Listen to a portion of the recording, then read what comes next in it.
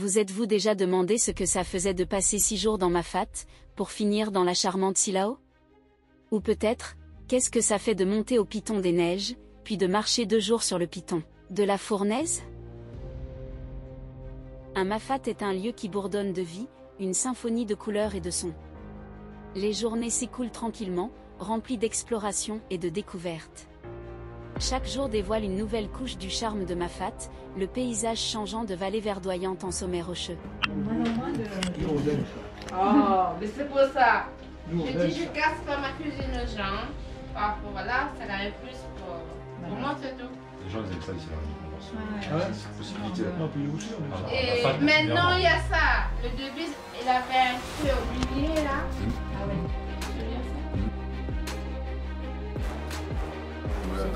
Vous êtes en voyage à La Réunion pour combien de temps 3 mois.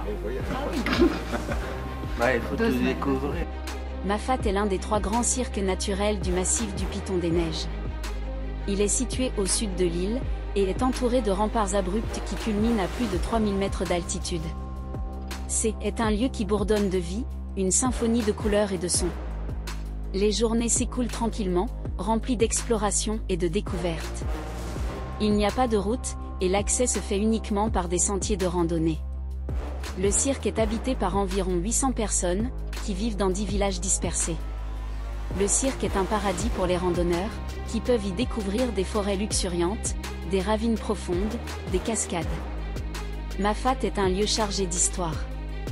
Le cirque a été un refuge pour les esclaves marrons au XVIIIe siècle, et il a également été utilisé comme base militaire par les Français pendant la Seconde Guerre mondiale.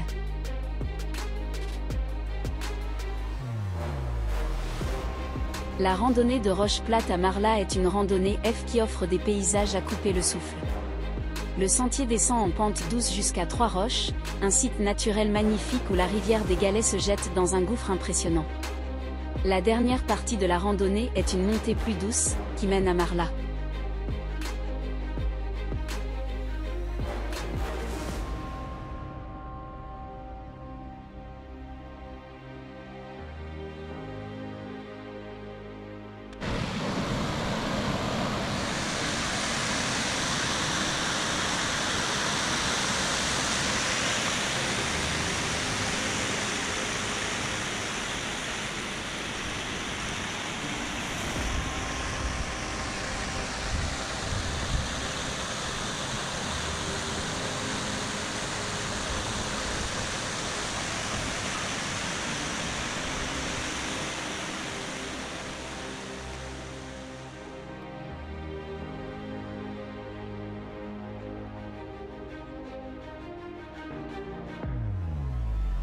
Marla est un village avec une population d'environ 200 habitants.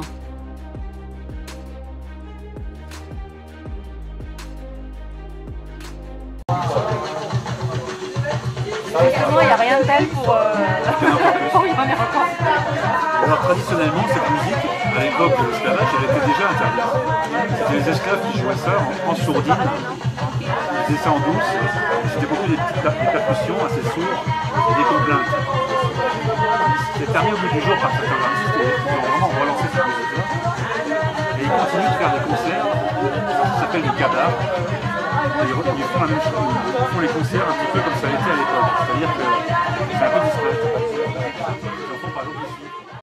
Le col du Taïbi est situé à 2081 mètres d'altitude, sur la ligne de crête entre les cirques de Silao et de Mafate. Il offre une vue imprenable sur les 2 cirques.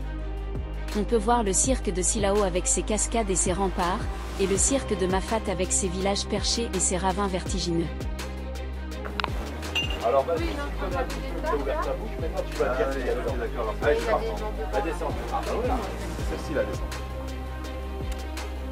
Ouais. Moi tu parles de... Comment on dit? Ouais, qu'est-ce qu'elle fait alors? Ah, il faut les vertus. Ah oui. Alors il me semble que c'est des vertus de détox un peu. Voilà, ça élimine les Élimination des toxines toxines. et ça nettoie le sang également. Antidépresseur, c'est connu comme antidépresseur. D'accord, oh, bah, génial. À la fin il y a... Là, tu as la menthe poivrée aquatique. Voilà, c'est La menthe poivrée aquatique. Non, c'est vrai, là. Donc, comment on dit, dégage aussi un petit peu. Ça, c'est le marjolaine. Voilà, qui est relaxante. Ouais. Oui.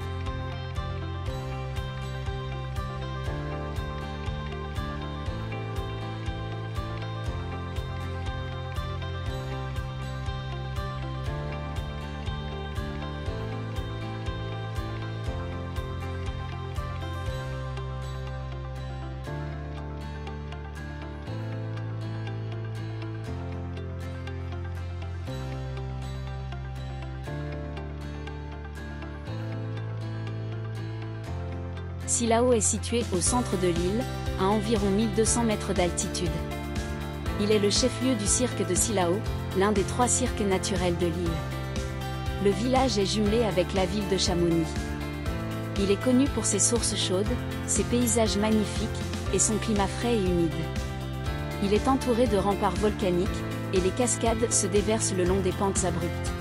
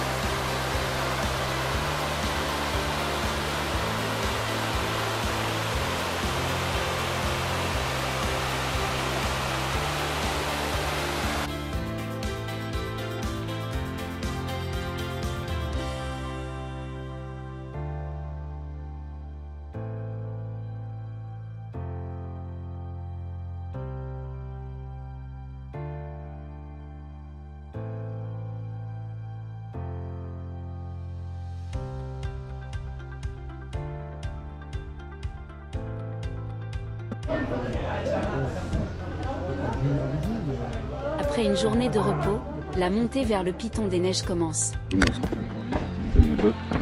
On est à ce qu'on appelle le bloc. Et on va monter gîte de la caverne du four, ça s'appelle comme ça. Ça se fait en 2 fois. Une première montée, on arrive à un plateau là, assez grand, avec une cabane, un peu comme là, un kiosque là, pour s'abriter. Et quand on est là, on est vraiment à la moitié, c'est-à-dire moitié distance, moitié dénivelé, moitié temps. Et voilà, ce qu'on a mis là, c'est ce qu'on mettra ensuite. Donc, une deuxième montée. Et quand on arrive en haut, je en parle, ça redescend un petit peu, mais on est à 5 minutes du gîte, à 200 mètres. Ça descend un petit peu, puis là il y a un petit croisement, on prend à gauche pour arriver au gîte. Je dis ça si jamais tu es devant, ou quelqu'un devant. Si jamais ça m'ouvre là-haut par exemple, on est en brouillard. Il y a une petite redescente là, mais il y a 2-3 virages. Et si on regarde ses pieds, eh ben, on ne voit pas ce croisement. Et on continue là. Alors que s'il fait beau, et là tu vois le gîte, c'est évident, il est là. Voilà, donc si jamais on est éparpillé, rappelez-vous là-haut le col c'est évident, on arrive en haut, il n'y a aucune redescente, donc si ça redescend là c'est que vous êtes au col. Quand vous êtes au col, si vous marchez une demi-heure, c'est pas normal. Voilà. Demi-tour.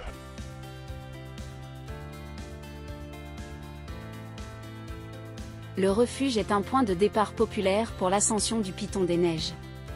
Il est également un endroit idéal pour se reposer et profiter de la vue sur le cirque de Silao.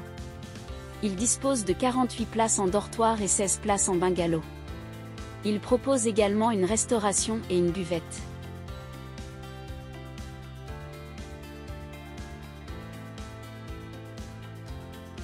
Le Piton des Neiges est un volcan endormi situé au centre de l'île de la Réunion.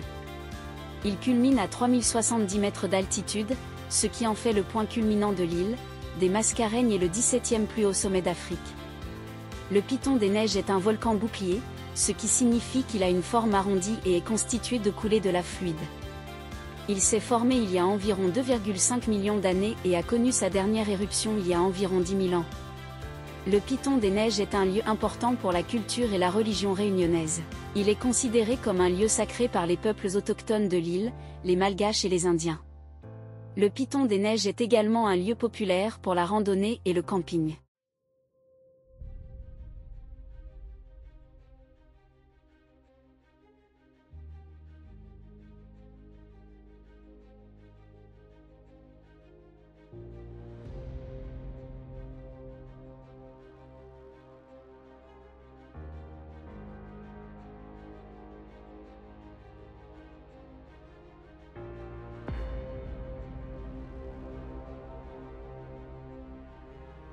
La descente vers Salazie est une aventure en soi. Le paysage change radicalement, le relief montagneux accidenté cède la place à une végétation tropicale luxuriante. L'air est empli du doux parfum des fleurs exotiques et les bruits de la faune se répercutent. La ravine Bringelier est une destination populaire pour les randonneurs et les amoureux de la nature, et le sentier menant au fond de la ravine offre des vues imprenables sur les montagnes et les forêts environnantes. Le sentier commence au centre d'accueil de la réserve forestière de Bélouve et descend à travers une forêt tropicale luxuriante, avec des arbres gigantesques et une variété de fougères et d'autres plantes. Le sentier atteint finalement un pont suspendu qui enjambe la ravine, offrant une vue panoramique sur la gorge en contrebas. Après avoir franchi le pont, le sentier continue jusqu'au fond de la ravine. Là, vous pouvez trouver une série de piscines et de cascades, ainsi qu'une petite cascade connue sous le nom de cascade Bringelier. Le nom de la ravine vient du bringelier, un arbuste épineux originaire de la Réunion. Étant donné le sous-bois, ça n'a pas germé. Donc il suffit d'une éclaircie. Donc, par exemple, alors peut-être pas ici, mais les régions de l'île où c'est arrivé certainement avant l'arrivée de l'homme, peut-être des gros incendies qui font une clairière. Et là, il y a un gazon de tamarin qui se met à pousser. Et à tel point que le tamarin, s'il est en grand nombre, il devient exclusif. C'est-à-dire qu'il va empêcher tous les autres arbres de pousser. C'est pas trop. Ouais, et il va complètement changer la physionomie de la forêt tropicale humide.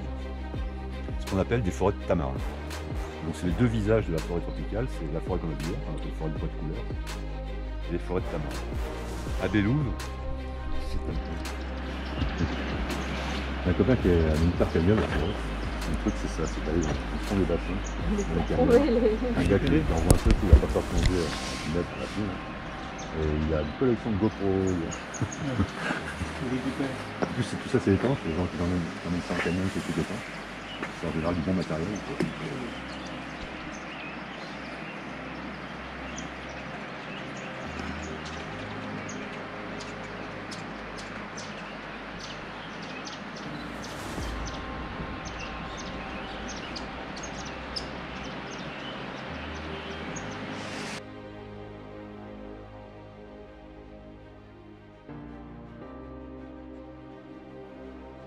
Le nez de bœuf doit son nom à sa forme caractéristique, qui rappelle celle d'une trompe de bœuf.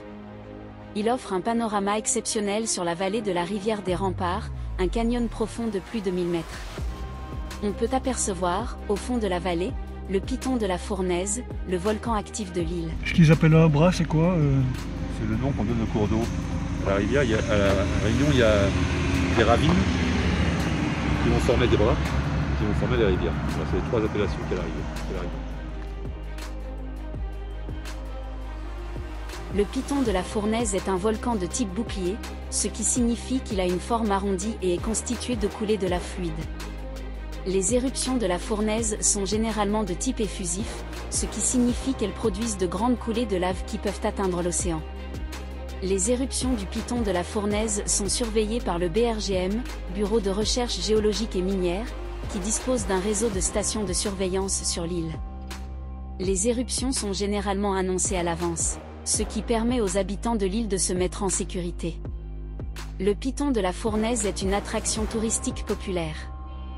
Les visiteurs peuvent observer les éruptions du volcan depuis des points d'observation situés à proximité, ou faire des randonnées dans le massif du Piton de la Fournaise. Le piton de la Fournaise est un symbole de l'île de la Réunion. Il est un rappel de la puissance de la nature et de la beauté de l'île. Voici quelques faits intéressants sur le piton de la Fournaise. Le piton de la Fournaise est entré en éruption pour la première fois il y a environ 500 000 ans. La Fournaise est le volcan le plus actif du monde en termes de fréquence des éruptions. En moyenne, il entre en éruption tous les 9 mois. Les éruptions de la Fournaise sont généralement de type effusif, ce qui signifie qu'elles produisent de grandes coulées de lave fluide. Les coulées de lave du piton de la Fournaise peuvent atteindre l'océan, ce qui agrandit l'île.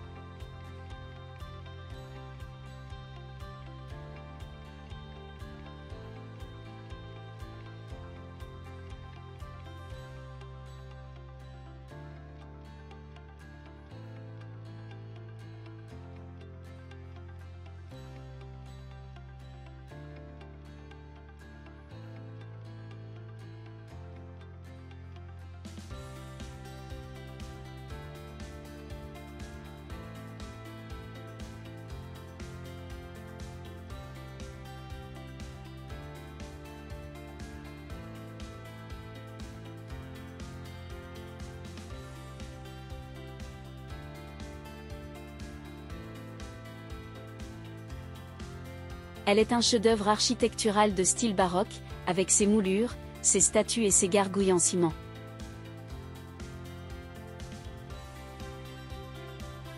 Les tunnels de lave de la Réunion sont des formations géologiques uniques, créées par les coulées de lave du piton de la Fournaise, l'un des volcans les plus actifs au monde.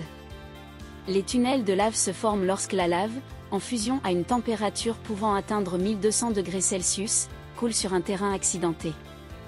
Au fur et à mesure de sa progression, la lave refroidit et se solidifie à la surface, formant une croûte. Sous cette croûte, la lave continue à couler, creusant un tunnel.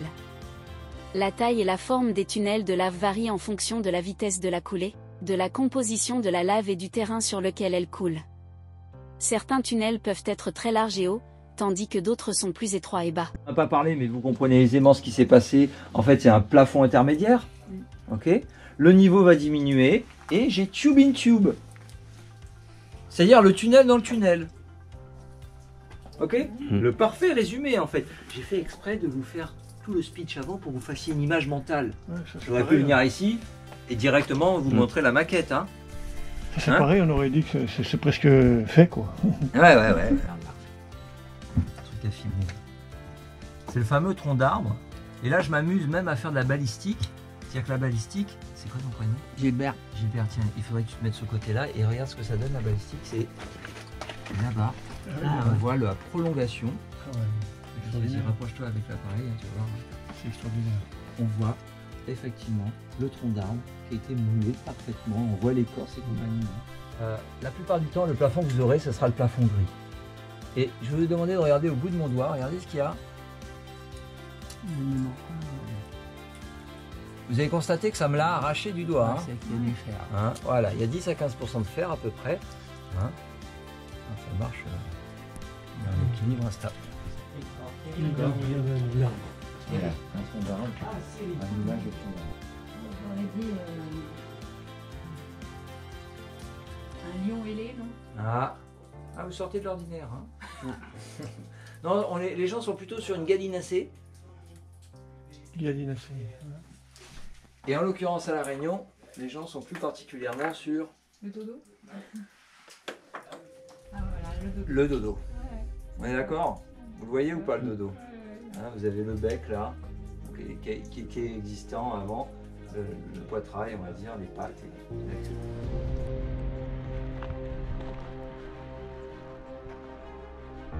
Le retour à Saint-Denis est un moment doux amer. Le voyage a été long et ardu, mais rempli de moments inoubliables. Un arrêt à Saint-Gilles est une dernière chance de faire une petite trempette et de s'imprégner de la beauté de l'île.